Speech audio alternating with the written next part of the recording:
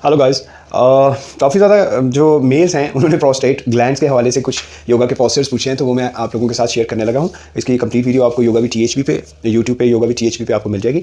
इसमें कुछ मैं आपको एक पोस्चर्स बता देता हूँ, वो आप उसको देखिएगा। इसमें आपने क्या करना है कि सबसे पहले इस पोजीशन में बैठना है। कॉबलर जैसे बैठते हैं, आप लोगों ने देखा होगा बोची जैसे बैठते हैं, उस पोजीशन में यहाँ पे आपके दोनों पाँव जो आपस में जुड़े होंगे, या इस पोजीशन में आप बैठने की कोशिश कीजिए, या थोड़े से इसको आगे कर लीजिए और यहाँ से अपने आप को यहाँ से आगे लाना है आप लोगों ने, ठीक है। और इस पोजीशन में बैठने की कोशिश करिए। यहाँ से आपके ये भी इस तरह से भी आप आहिस्ता आहिस्ता इसको नीचे लेके जा सकते हैं, ताकि यहाँ पे आपके पूरा प्रेशर महसूस हो, रिलीज भी होता हुआ। 3, 2 and 1, राइट। यहाँ पे आप महसूस कीजिएगा इस पूरे अपने पैल्विक एरिया में।